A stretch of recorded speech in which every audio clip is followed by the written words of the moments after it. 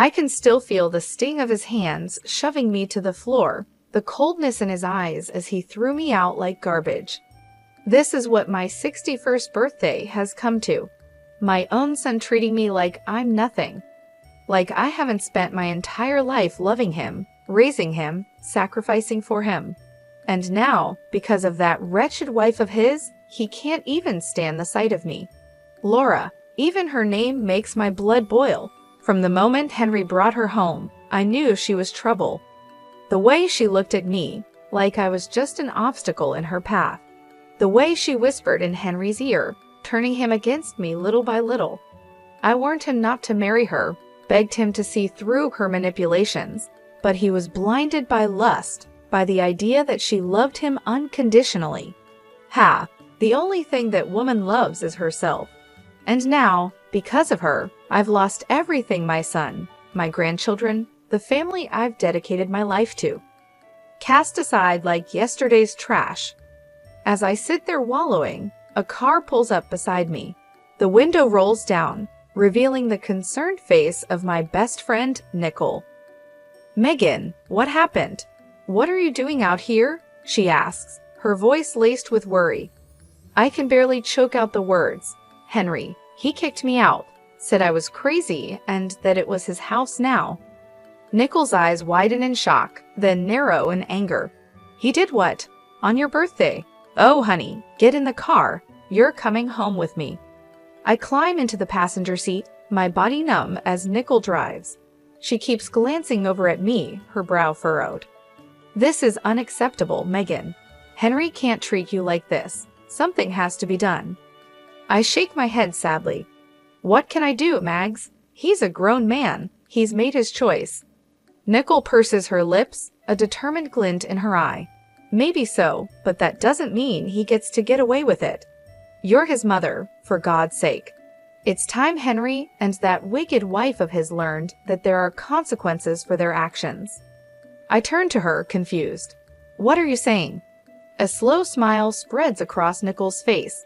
"I'm saying, my dear, that it's time for a little revenge, and I know just the person to help us get it." As we speed into the night, I can't help but feel a spark of hope. I feel a flicker of something I haven't felt in a long time: hope. Hope that maybe, just maybe, I can make Henry and Laura pay for the pain they've caused. Maybe karma will finally catch up to them. The day started off well enough. It was my birthday, and despite everything that had happened with Henry, I was determined to make the most of it. I spent the morning tidying up the house, putting up a few decorations, and preparing a special dinner. I even bought a cake from the bakery down the street, the one Henry always loved as a kid. Around noon, I called Henry, my heart fluttering with a mix of hope and nerves. To my surprise, he actually answered.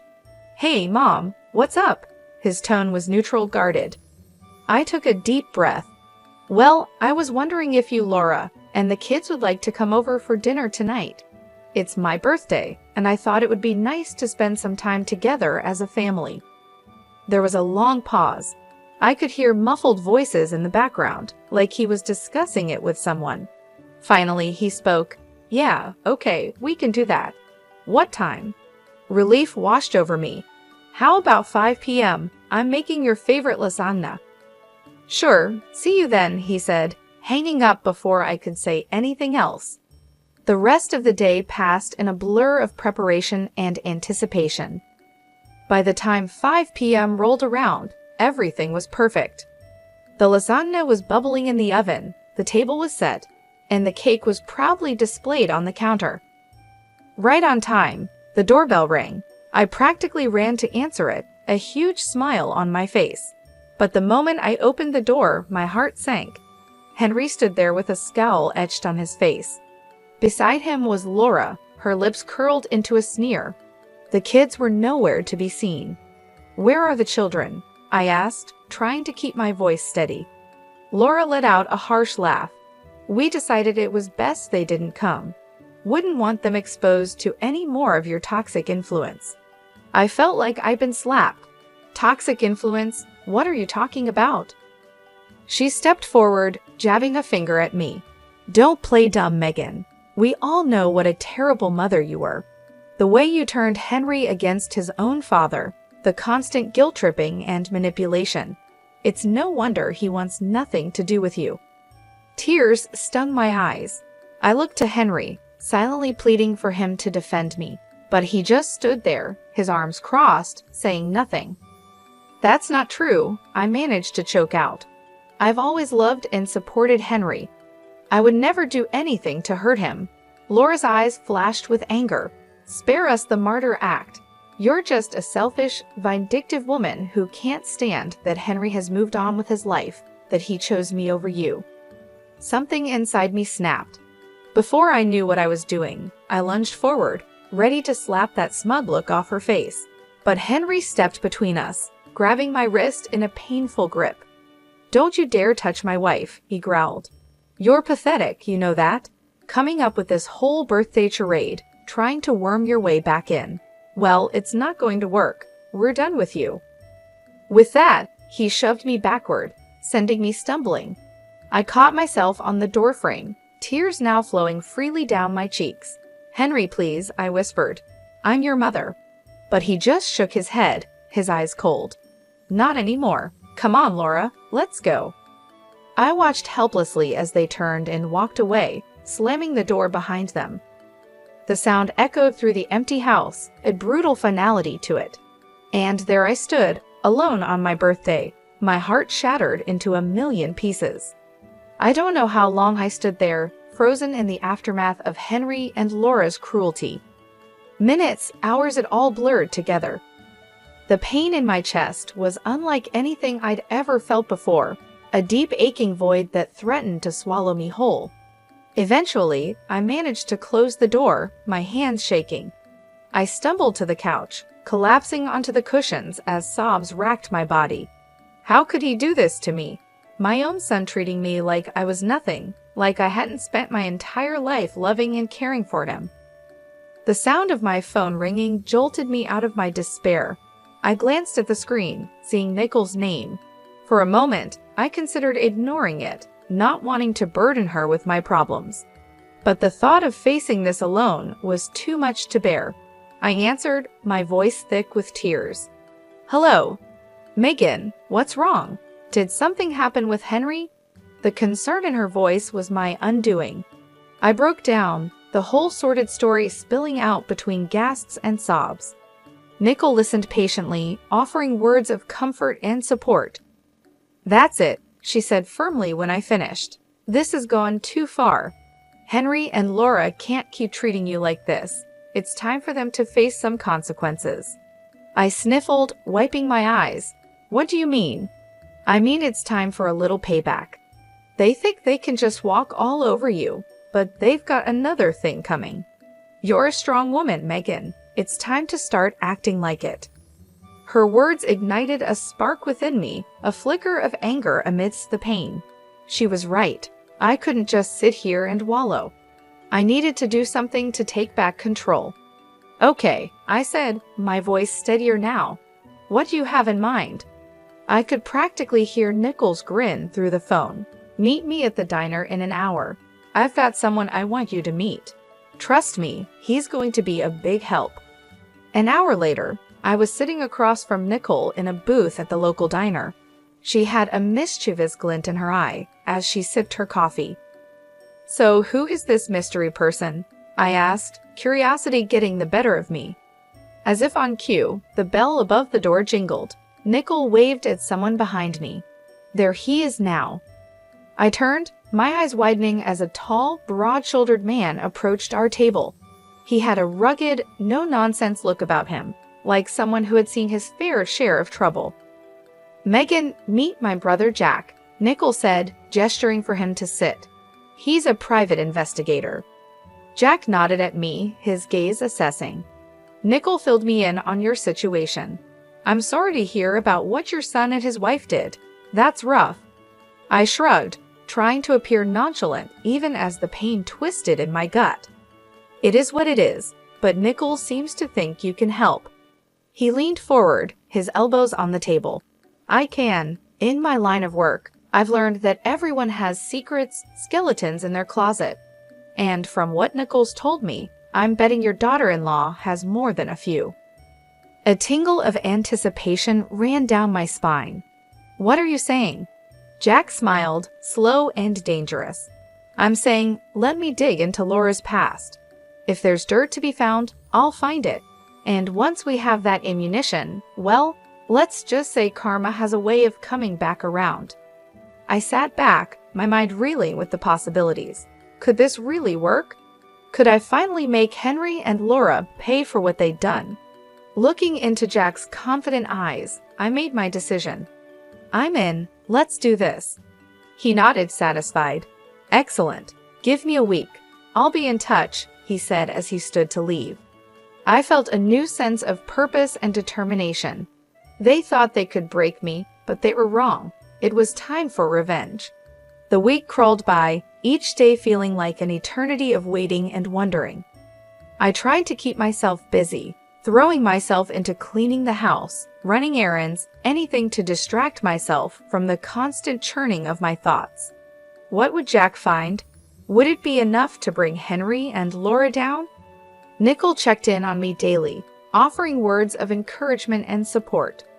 She was the only thing keeping me sane, the only person who truly understood the depth of my pain and anger. Finally, on the 7th day, my phone rang. It was Jack. "Megan, it's me.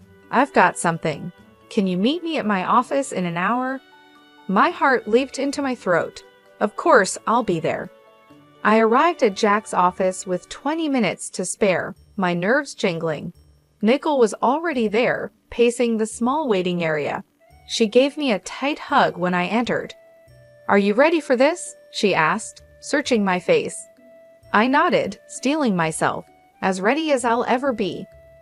Jack emerged from his office, a grim expression on his face. "Come on in, ladies." We settled into the chairs opposite his desk, the air thick with tension. Jack opened a manila folder, spreading out a series of documents and photographs. "So I did some digging into Laura's background," he began, tapping the papers. "And let me tell you, this woman is no saint." He slid a document toward me. First off, she has a criminal record embezzlement from her previous job. She managed to avoid jail time, but it wasn't pretty. I stared at the paper, a monk shot of Laura staring back at me. She looked younger, but those cold eyes were unmistakable. "But that's not all," Jack continued, his voice grave. "I also found out that she's a person of interest in the death of her ex-boyfriend." Nicole gasped. I felt like I'd been punched in the gut. "What do you mean?" I managed to ask, my voice shaking. Jack handed me a newspaper clipping. 3 years ago, her ex was found dead under mysterious circumstances. The police suspected foul play, but they could never prove anything. Laura was the last person to see him alive. I scanned the article, my eyes catching on phrases like suspicious death and ongoing investigation. My mind reeled, trying to reconcile this information with the woman my son had married. "So what does this mean?" Nicole asked, voicing the question in my mind. "It means," Jack said, "that we have the ammunition we need. We can use this information to confront Laura and Henry. They need to know that we're not backing down." Jack leaned back in his chair, his fingers steepled. "It means we have leverage. If this information comes to light, Laura's life as she knows it would be over. Her reputation, her marriage, everything." A flicker of hope ignited in my chest. "So what do we do now?" A slow smile spread across Jack's face. "Now we use it. We let Laura know that we have this information and that if she doesn't want it to go public, she needs to convince Henry to make things right with you." Nicole nodded, her eyes gleaming. "And if she refuses?" Jack shrugged. "Then we go to the police. We let them reopen the investigation into her ex's death. One way or another, Laura will face the consequences of her actions." I sat there, stunned, trying to process it all. Could it really be this simple? Could I really make Laura pay for what she's done, for turning Henry against me? Looking at the determination on Nicole and Jack's faces, I felt a surge of strength.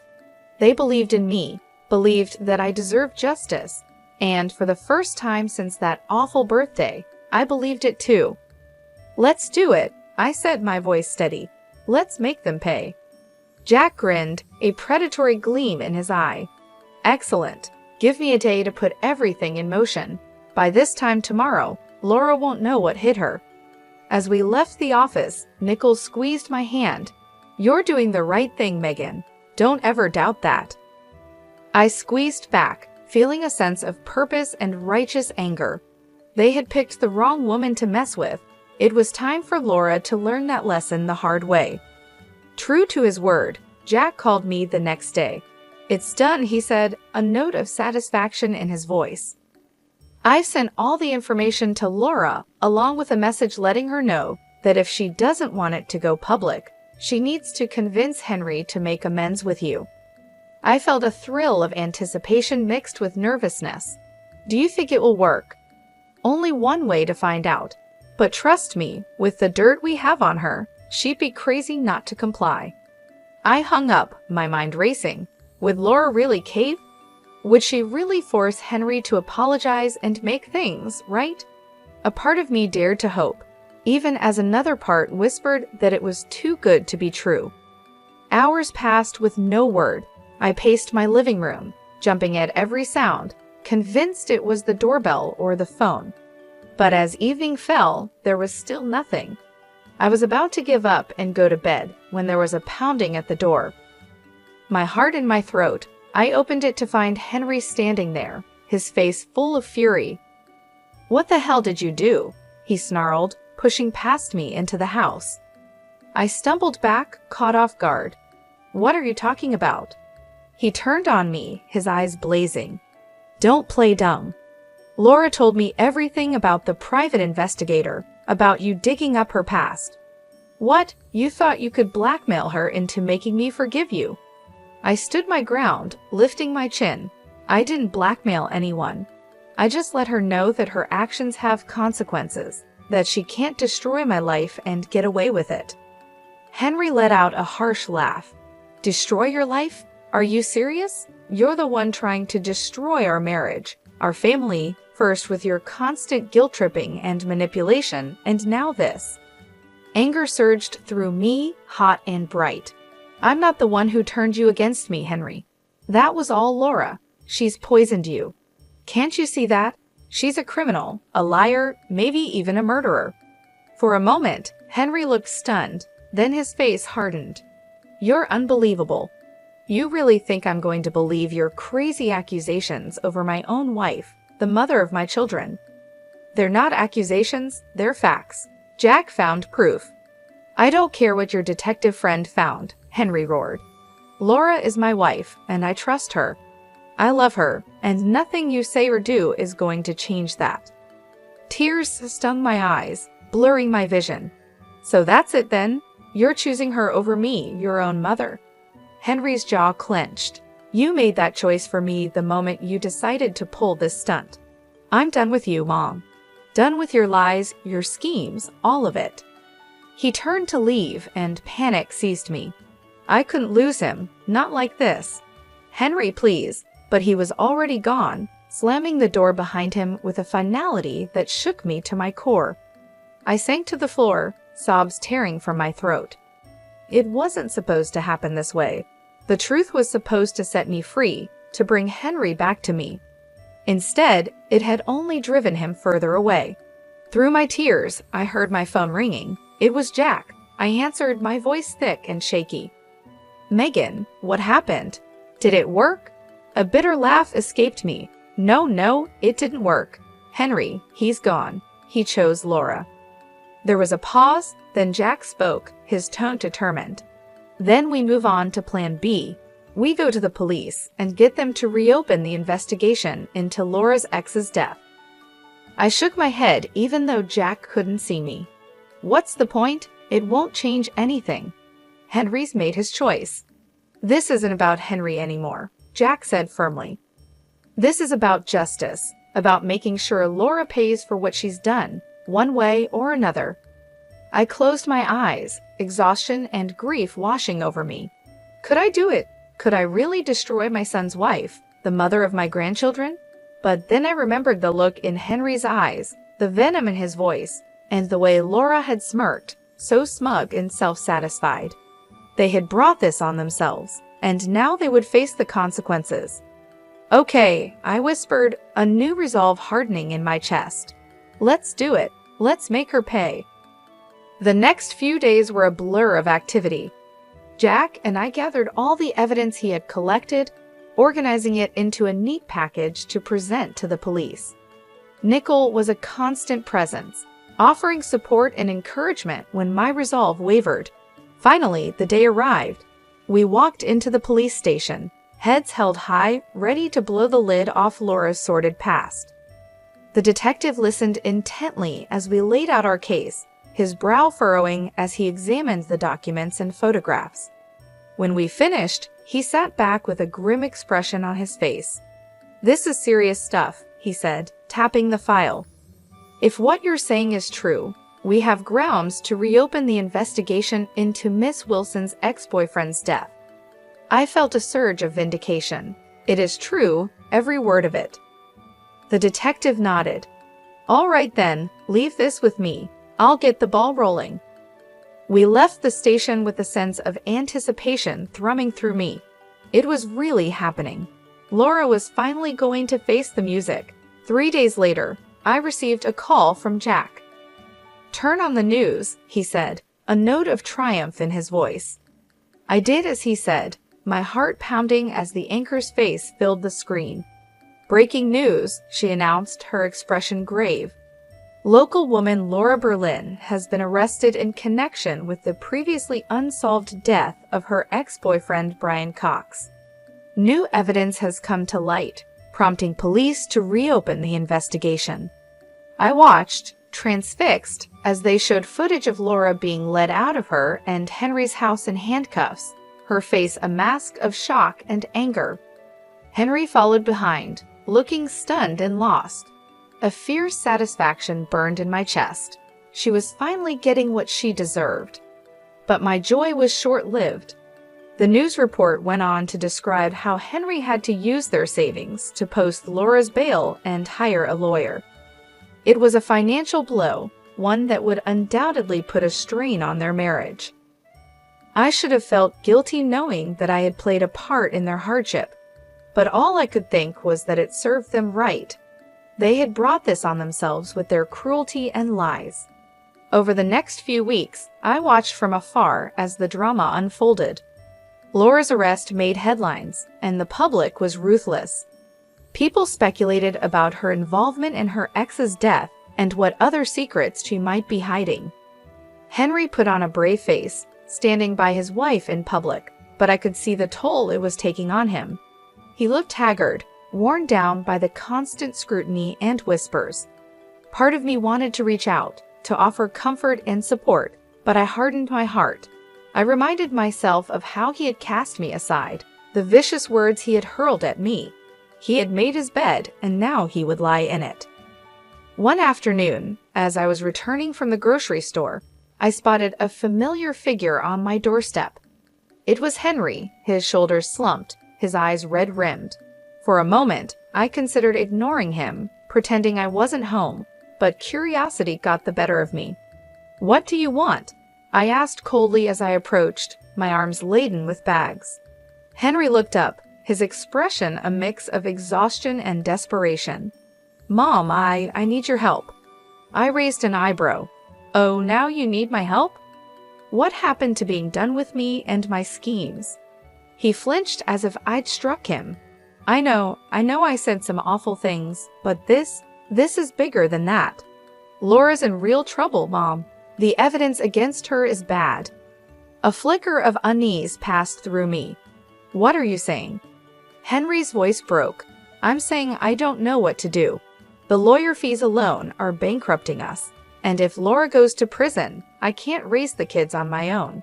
I need you, Mom, please." I stared at him, torn between the urge to comfort and the desire to lash out. He looked so broken, so defeated. But then I remembered the pain he had caused, the way he had abandoned me. I straightened my spine, my voice like ice. "You should have thought of that before you turned your back on me. I'm sorry, Henry, but you're on your own." With that, I brushed past him, ignoring his pleas and apologies. He had made his choice, and now he would live with the consequences. A few days after Henry's desperate visit, I received an unexpected call. It was Laura's mother, her voice tight with barely contained anger. "Megan, I know we've had our differences, but I need to ask a favor," she said, the words seeming to pain her. I felt a flicker of surprise. What kind of favor? "It's the kids. With everything going on with Laura's case, Henry's struggling to keep up. He needs a break. I was hoping you could take the children for the weekend." I hesitated, torn. On one hand, the thought of spending time with my grandchildren filled me with longing. It had been so long since I'd seen them. But on the other hand, the idea of doing anything to help Henry and Laura after everything they'd done galled me. "Please, Megan," Laura's mother pressed, as if sensing my reluctance. "I know you love those kids. They need some stability right now, and Lord knows they won't get it from Henry or Laura." I sighed, my resolve crumbling. She was right. Whatever issues I had with their parents, my grandchildren were innocent. They deserved better than to be caught in the middle of this mess. "All right," I agreed. "I'll take them for the weekend, but I'm doing this for them, not for Henry or Laura." "Of course. Thank you, Megan. I'll let Henry know to drop them off Friday evening." True to her word, Henry arrived on my doorstep that Friday with the kids in tow. He looked even worse than the last time I'd seen him, his face gaunt and shadowed. "Mom," he greeted me, his voice hoarse. "Thank you for doing this. I really appreciate it." I nodded stiffly, my attention on the children. They looked up at me, their eyes wide and uncertain. "Grandma." My granddaughter cried, breaking into a smile. She rushed forward, wrapping her little arms around my waist. I hugged her back, blinking back sudden tears. "Hello, sweetheart. I've missed you." My grandson was more reserved, hovering by Henry's side. I knelt down, opening my arms. "Come here, buddy. It's okay." Slowly, he stepped into my embrace, his small body trembling. My heart ached for him, for both of them. Henry cleared his throat. "I'll pick them up Sunday evening. If anything comes up, just give me a call." I straightened, meeting his gaze coolly. "We'll be fine. Enjoy your weekend." With a final nod, he left, leaving me alone with the kids. I took a deep breath, forcing a smile. Who wants pizza for dinner? The weekend passed in a blur of laughter, games, and stories. For a little while, I was able to forget the drama and heartache, lost in the simple joy of being with my grandchildren. But all too soon, it was over. Henry arrived to collect the kids, his expression guarded as they gathered their things. My granddaughter tugged on my hand. "Grandma, can we come stay with you again soon? We had so much fun." I smiled, smoothing her hair. "Of course, honey, anytime you want." Henry's jaw tightened. "We should get going. Say goodbye, kids." They hugged me tightly, their little faces sad. I watched as they climbed into Henry's car, my heart heavy. As he prepared to leave, Henry paused and turned back to me. "Listen, Mom, about what they said. I don't want you getting any ideas. This was a one-time thing." I bristled, anger sparking. "Excuse me? You think I'm trying to turn them against you?" "Wouldn't be the first time," he muttered. I saw red. "How dare you? I have done nothing but love and support those children, which is more than I can say for you and Laura. You're so wrapped up in your own drama, you can't even see how much they're hurting." Henry's face flushed. "You have no idea what we're going through. No idea the stress, the pressure." "And whose fault is that?" I cut him off. "You chose this, Henry. You chose Laura and all the chaos that comes with her. Don't you dare put that on me." He stared at me, his eyes hard. "This isn't over, Mom. I won't let you poison my kids against me the way you did with Dad."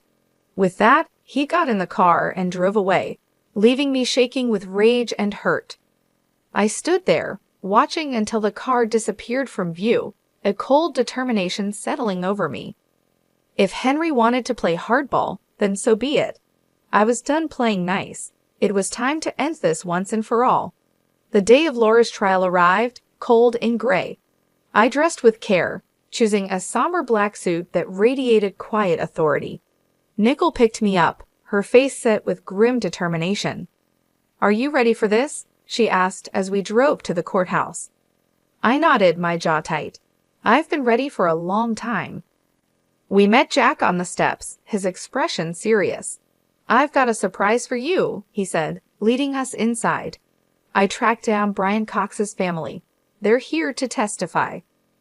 I felt a surge of gratitude and vindication. With their testimony, Laura's fate would be sealed. The courtroom was packed, the air thick with tension. I took my seat behind the prosecutor's table, my heart pounding as Laura was led in, her wrists and ankles shackled.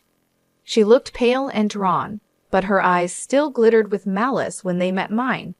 Henry sat stiffly beside her, his face a mask of conflicting emotions. I looked away, focusing on the judge as he called the court to order. The trial was grueling and emotional. The prosecutor laid out the evidence against Laura in detail, painting a picture of a cruel, calculating woman who would stop at nothing to get what she wanted. But it was the testimony of Brian Cox's family that truly sealed her fate. His mother, a frail silver-haired woman, spoke of her son's kind heart and bright future cut short. His sister wept as she recounted Laura's controlling and abusive behavior, how she had isolated Brian from his loved ones. Through it all, Laura sat stone-faced, her eyes cold and empty. Henry grew more and more agitated, his knee bouncing and his hands clenched into fists. Finally, it was time for the verdict. The jury filed back in, their faces somber. The foreman stood, clearing his throat. In the matter of the state versus Laura Berlin, on the charge of murder in the first degree, we find the defendant guilty. The courtroom erupted in gasps and murmurs. Laura's face drained of color, her mouth falling open in shock. Henry leaped to his feet, his chair clattering to the floor. "No," he shouted, his voice raw with anguish. "No, this is wrong. She's innocent." The judge banged his gavel, calling for order. "Mr. Wilson, control yourself, or I will have you removed from this courtroom." Henry subsided, collapsing back into his seat, his head in his hands. Laura turned to him, her expression desperate. "Henry, do something. You can't let them do this to me." But Henry wouldn't look at her, his shoulders shaking with silent sobs. The bailiff stepped forward, preparing to lead Laura away. I watched, a strange mix of emotions swirling within me. Triumph, yes, but also a hollow sort of sadness. It had come to this, my own son broken and humiliated, his life in ruins. As Laura was escorted out, she turned back, her eyes locking with mine. In that moment, I saw the depth of her hatred, the venom in her soul. "This isn't over," she hissed, her voice low and deadly. "I'll make you pay for this, I swear it." I met her gaze steadily, unflinching. "You've already paid, Laura. You made your choices, and now you'll face the consequences. Goodbye." With that, I turned and walked out, my head held high. It was over. Justice had been served. But even as relief washed over me, a sense of sadness lingered. I couldn't shake the lingering unease. Henry's anguished face haunted me, the devastation in his eyes. Had I gone too far? Had my quest for revenge blinded me to the collateral damage? I shook my head, pushing the doubts aside. No, Henry had made his bed, and now he would lie in it. He had chosen Laura, chosen to turn his back on me. Now he would have to live with the fallout. I stepped out into the cold gray day, drawing my coat tighter around me. It was time to move on, to build a new life for myself. A life without Henry, without Laura's toxic influence. A life of my own making.